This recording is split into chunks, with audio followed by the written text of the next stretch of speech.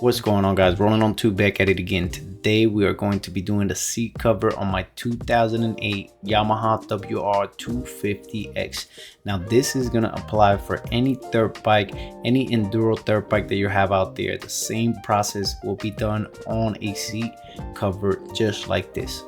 Now let's begin with the tools. You're simply going to need a staple gun and a good knife or blade to be able to cut the excess off of the seat when you are done stapling it and finishing the product.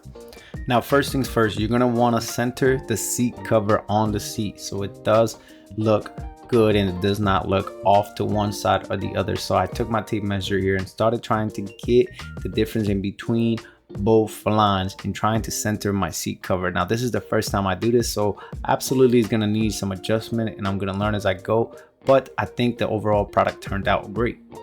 Once you get your material center, you're going to want to clip on or staple one of the ends. This is going to be your beginning point, and in this case I went with the front and worked my way towards the back.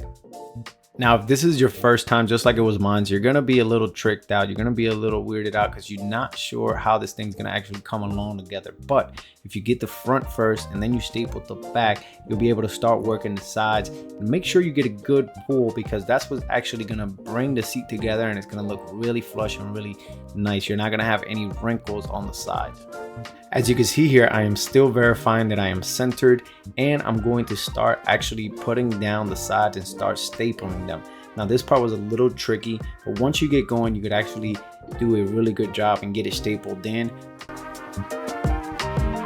At this point, we're starting to catch some motion, so we're actually moving along. But as you see here, I'm going to point out, do not leave any type of crease up. This could actually end up failing afterwards and having the material pulled. So I had to make sure I went through and stapled every single edge, every single corner. And I was leaving about maybe a 1/4 inch or a 1/2 inch of distance in between, and then eventually just filled the entire section of the stapling together so it would look professional.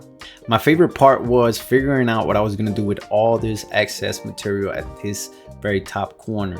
But if you are pretty mechanically inclined, you're going to start figuring out as you go. So what I did was I continued stapling the sides, and then when I got there, I pulled as much as I could and I stapled it down, as you can see here.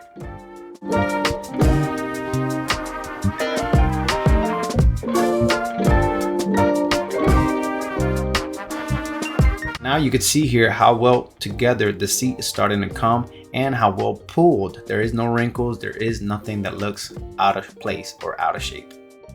With the type of staple gun I was using, I did have to go back and pull some of the staples because they did not lay properly, but that was okay. I was willing to go back, redo it, and make it proper, make it right. Now check this out. This is actually starting to look like a nice dirt bike Supermoto seat. I took my time, I saw a couple videos online, and look at the outcome. Really nice. Now we're gonna go and trim the excess material off and finish this thing off. Wait until you guys see it on the bike.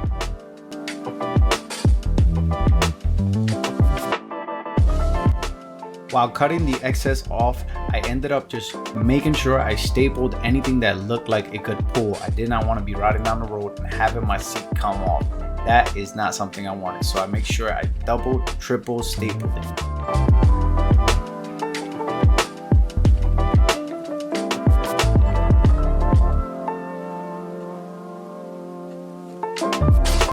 Here I am doing my due diligence and making sure that everything is tidied up and down before I install it. But I'm telling you what, guys, this was not bad to do at all. If you're trying to avoid paying someone to do this, I believe with a nice staple gun and some time, you can get this project done. Do not hesitate to try to fix your own Supermoto seat.